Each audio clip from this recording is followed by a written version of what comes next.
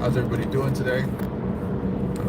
Oh, you know what I need to do? I need to make sure nobody's going to disturb this broadcast. I do it all the time. Here we go.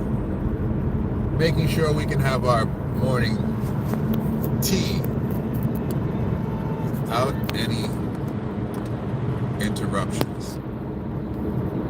Well, as most of you know, and most of the world understands, it's Holy Week.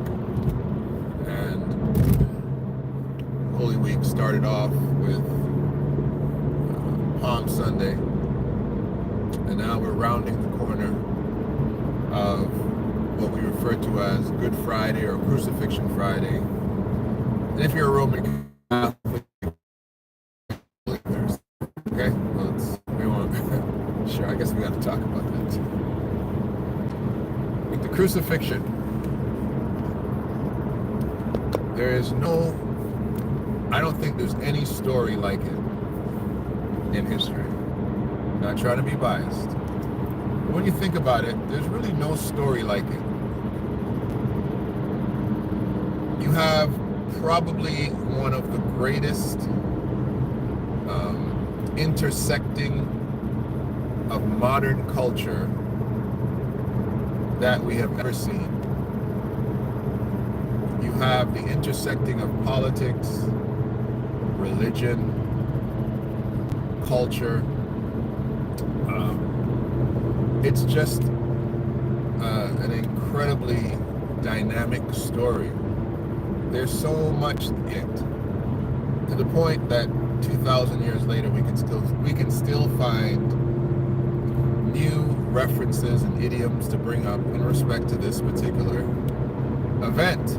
It's a powerful event. There's no religious holiday that is as awe-capturing as the crucifixion, Good Friday as we call it. It's quite an event, and I'd like to give you some of the highlights in my opinion. The crucifixion is about capital punishment.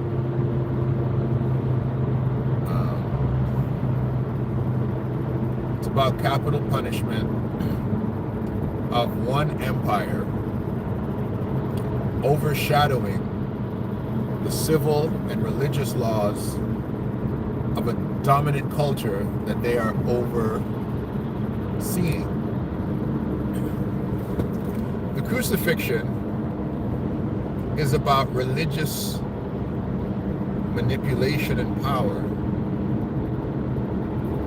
by utilizing a power structure that you do not agree with and you do not want to handle your tribal bidding.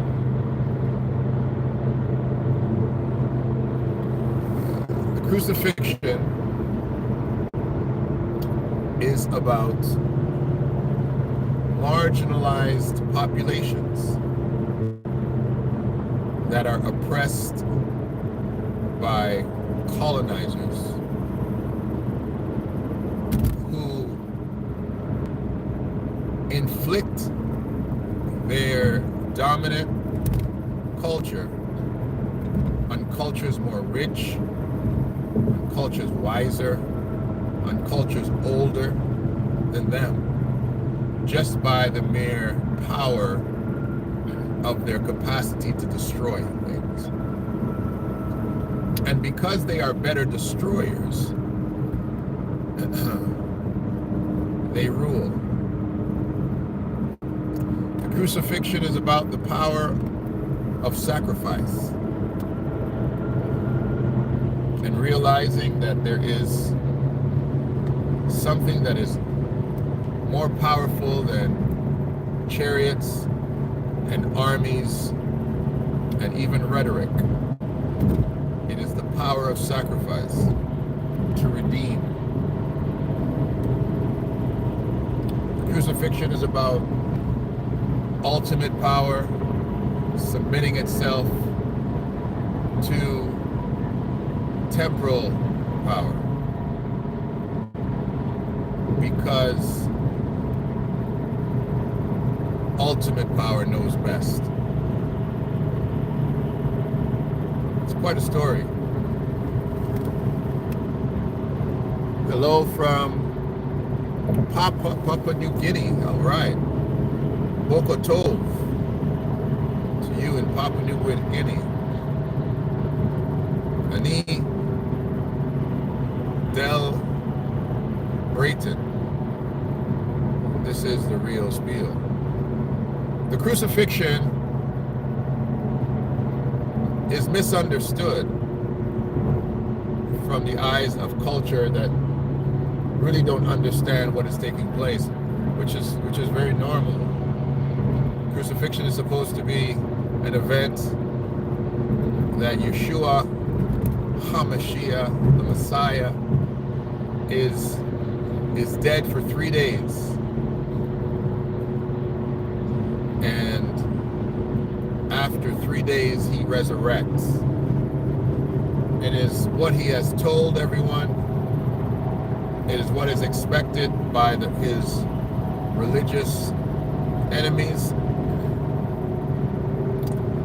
It is what was told to his followers, although they can't understand it, in the destitution of their loss. It is a miracle on Main Street, on CNN, that cannot be missed, that everyone is waiting for. And so on noon,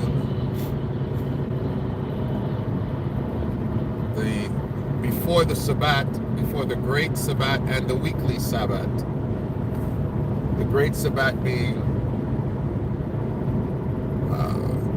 Passover, and the Weekly Sabbath, which coincide to happen at the same time, a Nazarene prophet and Roman agitator, a zealot of the religion of Judah, is arrested by his own group. And after being arrested by his own group, who doesn't really have the power to arrest him, because by default he is a Roman citizen, decides to have a kangaroo court of whether or not he is worthy to continue in the land of the living. And after effectively going through, I believe, 4 different trials, he is surrendered to the Roman power structure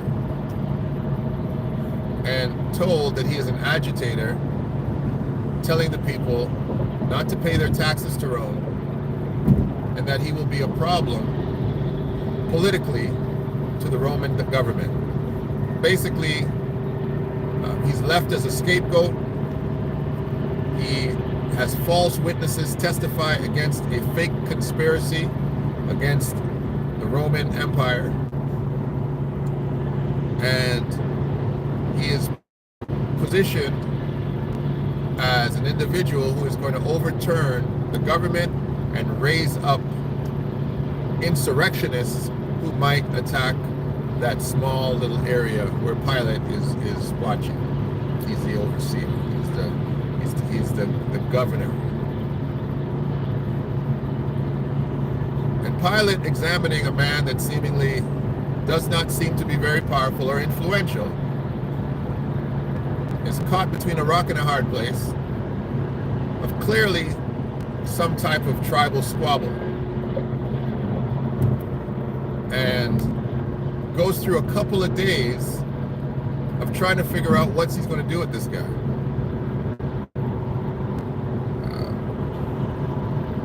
At the end of it, he tries to effectively tell these people, listen, this has nothing to do with me. You guys figure this out yourself. Take him, do what you want with him. And And they say, but according to our law, what we want to do, we cannot do. We want to kill him. We can't. And so they effectively passed the buck back to Pilate and said, you are not a friend of Caesar if you leave this man alive. Now Pilate hears that loud and clear. He says, oh, these guys are going to go up the ladder on me. These guys are going to make my entire life very difficult because of this one guy. His own wife tells him, I had a dream about this man. Don't have anything to do with him. He's an innocent man. I've had multiple dreams about this man. Do not do anything to this man. Don't listen to these people. You're going to get yourself in trouble. Pilate, again, stuck between a rock and a hard place, wants to wash his hands, literally, of it. And we have the ceremonial washing of hands. But then elects to, do something for them. So listen, we have a guy here who's a murderer. Actually, he doesn't know. That's what he said. He said, we have a thing that we do here once a year where we let one of your prisoners go free. Pilate, trying to use his brain, says, okay, this guy is the guy that we're going to let go free. We're just going to let this guy go. And they're like, no, we don't want him to go free. We don't want him to go free. Give us this guy over here. A known criminal, an individual that he knows they don't like. And he's like, what? You're going to want me to kill this guy? Let this guy go. This guy's not even a criminal. So now Pilate is stuck in the art of diplomacy, but his diplomacy is balanced by his self-preservation. Due to the fact that self-preservation always wins, Pilate says, fine, take him, let's beat him up a little bit. See if these people will get happy. So they beat him senseless. They beat him beyond recognition. They beat him till we can't even see what he used to be anymore. Brings him back and says, here, I did what you asked. Guy's beaten up. Let's move on. That is not satisfactory to them. That is not satisfactory whatsoever. And then Yeshua goes and opens his big old mouth, if I can say it like that without being sacrilegious. It says to Pilate, you don't have the power to do anything. My Father gives you the power to do what you do. So you go ahead and do what you got to do. Well, that just sealed the deal. Pilate takes him to be crucified. Apparently he hangs there from 9 a.m. till about noon, 3 hours, on the cross, heckled, being crucified, the absolute worst invention of torture that can ever be invented. Crucifixion, the purpose of it, truly, isn't to kill you right away. It is to allow you to last for a period of time so that multiple things can happen. Number one, so that you effectively are decaying and rotting and being eaten by bugs, eyes being plucked out by crows, and effectively just deteriorating slowly. It's a slow death. It might take you days to die. Because if your stomach was full, if you were hydrated, you're basically just hanging there. And after a while, you die. Because the exposure, the lack of food, the lack of water, and you're not taken down. You literally rot in front of your relatives. This is part two. Your relatives, your friends, anybody who would associate themselves with you and said, hey, maybe this person was doing the right thing. They're like, you know what? That ain't worth it. And your family keeps coming back every single day because they don't kill you and bury you. They let your family see you rotting away. And they will not take you down. No last rites. No burials. You just rot. Terrible way to go. However, Yeshua is beaten so badly that his earthly body cannot straighten himself enough to allow enough air to continue to pass through his lungs and to oxygenate his blood. Also, he is not hung, crucified. He's not just crucified where his arms are tied. He is nailed, which means that the nails, it's even harder to pull yourself up because the pain of pulling yourself up is mitigated by the fact you have nails in your hands. Not only do they put nails in his hands, they put nails in his feet, so he can't even push himself up, so that his lungs can expand enough to get oxygen, to oxygenate his blood. So he is effectively quickly suffocating. He can only take little sips of air. He can't push himself up or pull himself up enough to get full chest cavity of breathing. And he is slowly asphyxiating, tortuously, by the ripping of his flesh, of his hands, and the separating of the bones of his feet. Not only that, he's bleeding to death from the beating and the profuseness of the blood trickling down from his head, the crown of thorns, and the whipping that he has taken, and scourging that he has taken from the night before and the day of. He's suffocating to death. He's bleeding to death. Okay? And he's probably extremely dehydrated. A horrible way to go. And left to be watched by all onlookers. Reasonably enough, he doesn't last very long in that condition. But then the show begins. He begins to speak to people while he's there. He begins to minister to people in a state that is beyond belief, talking to the individuals who are being crucified with him, telling them that they're going to be okay. Wow, one of them at least. By noon, there is an eclipse and an earthquake, and he dies simultaneously with this event. This is interesting. The secularist soldiers say, wow, did you see that? As soon as this guy died, the sun went down. The moon had an eclipse, solar and lunar eclipse simultaneously? We didn't have any record that was going to happen. The temple has a trembling, and the Holy of Holies is exposed to all people. People's graves start to rumble. People dig themselves out of graves and start walking around. What in the heck? This really was the Son of God. This guy didn't just die without fanfare. He died and creation itself went into mourning. Wow. Now this is the interesting part. Because of the High Holy Day, these people anxious to get on with their religious festivities say, listen, we don't want to look at this.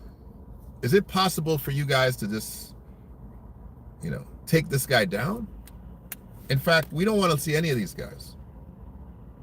Because at the time, it's clear that they're hanging or crucifying Hebrews. Hebrews are crucified.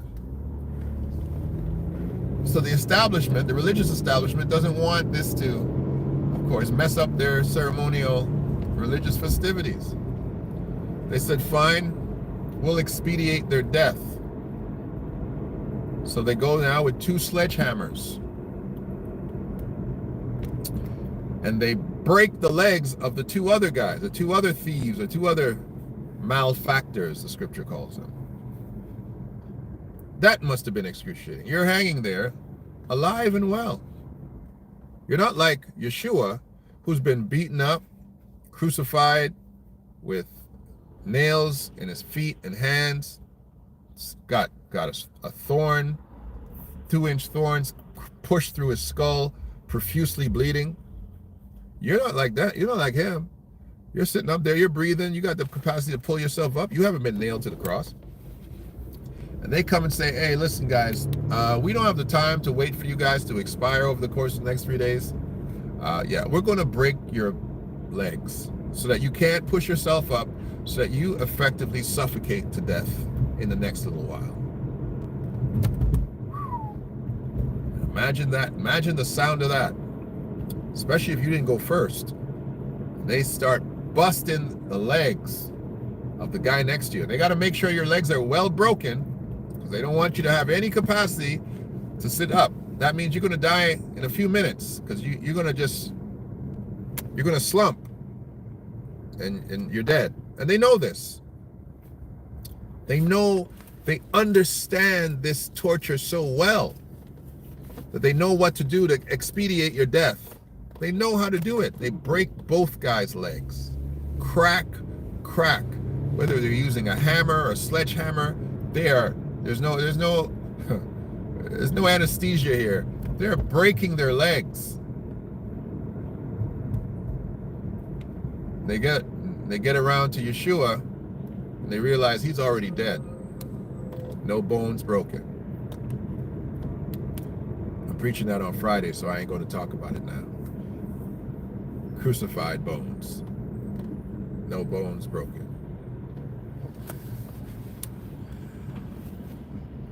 This story is disturbing no matter how many times you hear it. It is the most disturbing public capital punishment. It's not like a hanging that's done in the frontier west of America. It is terrible.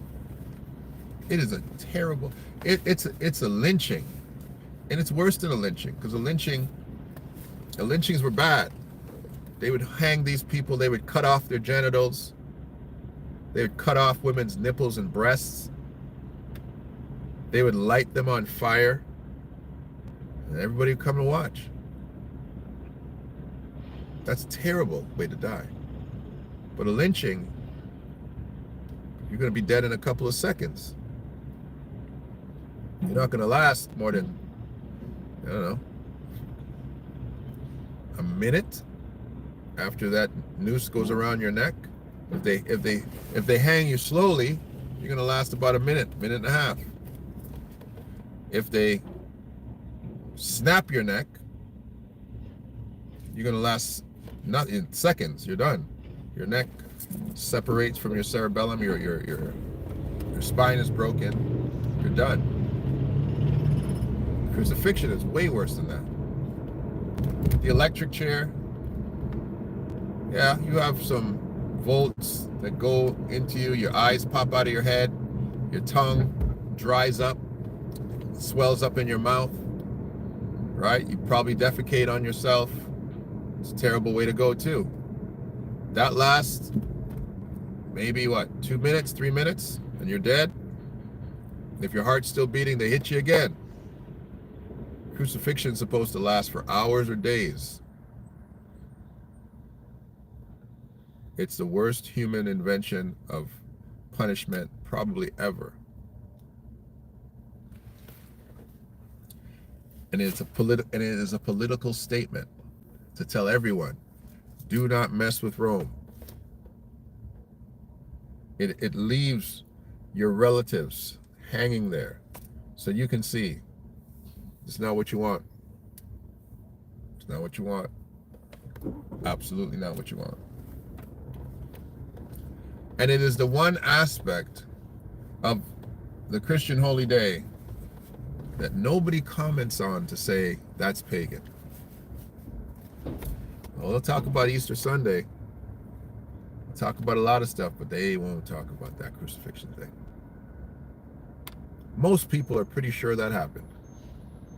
Like, yeah, the Romans did that. We know they did that. That's the truth. They did that. And if they were going to kill somebody, that's probably how they would have done it. They don't argue with that one.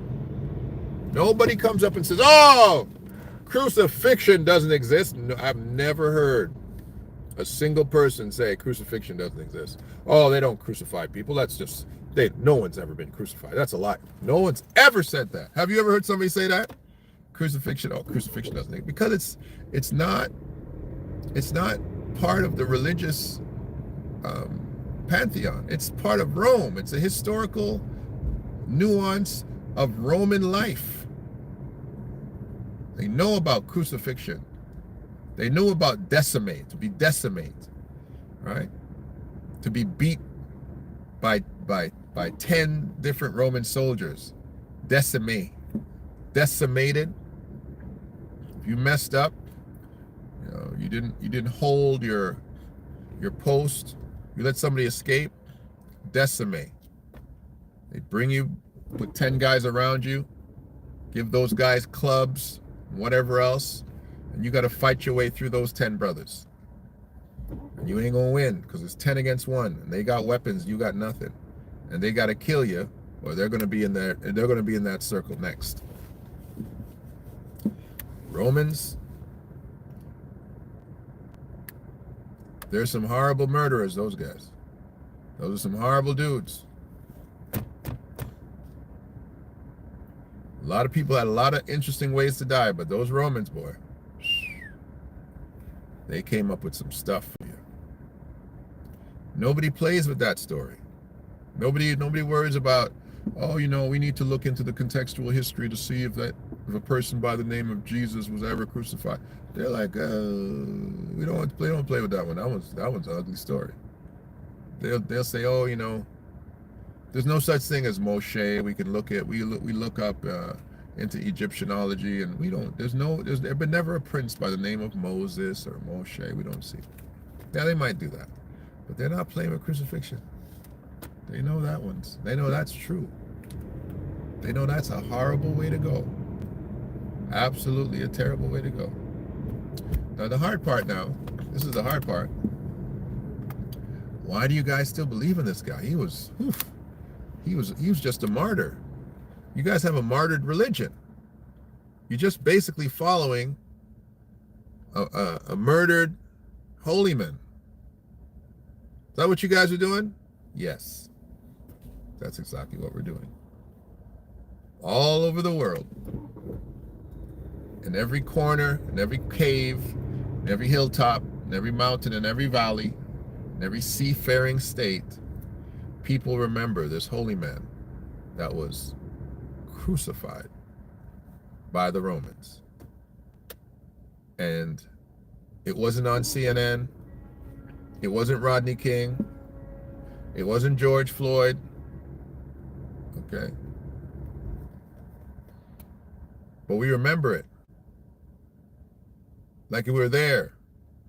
It wasn't Orlando Castile, the very first person that we saw on Facebook actually being shot by police in a live. I discovered Facebook Live by watching that young man die in his car with his girlfriend screaming and his child next to him. Blood, the police freaking out, and him being shot multiple times just for saying, "Officer, I want to let you know that I have my licensed firearm with me. I will not be touching it." Bam, bam, bam, bam, bam, dead. Facebook Live. That's how I learned. Oh, Facebook has a live? There's a live feature, Facebook Live. Boom, she went Facebook Live, showing everybody. They murdered my baby daddy. And even that horrible scene, watching George Floyd die in our eyes also, horrible scene. Watching Rodney King be beaten on a videotape by multiple cops even that horrible scene,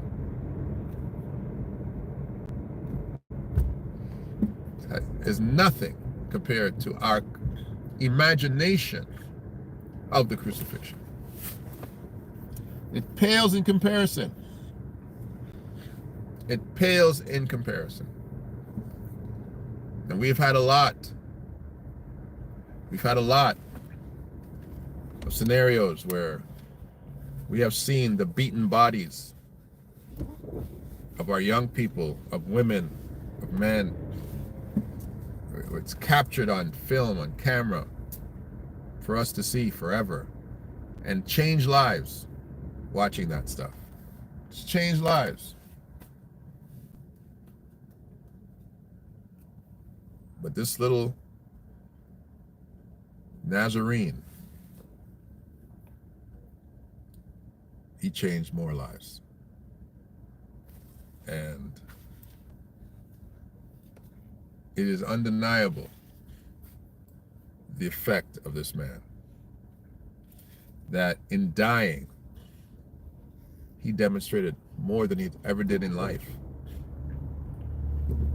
When we listen to the stories of Muhammad and even the stories of Moshe, it is not the dying that catches us. It is how they lived. We identify how Yeshua lived, but it's the dying part. It's the dying. That's the part that causes us to pause. The dying. How to die like that. My goodness. So as we go towards your Holy Week and finishing it off, I know a lot of people are getting themselves ready for Easter Sunday. But ladies and gentlemen, it's the dying. It's the crucifixion. Friday, don't leave Friday out. Don't overlook what took place on that Friday at morning and afternoon, because it was one heck of a Friday. One heck of a Friday. And the world will never forget it. Neither will I. This is Del K. Brereton. This is the real spiel. The crucifixion. Happy Good Friday when it comes to you. And I hope you're making plans for it. Talk to everybody later.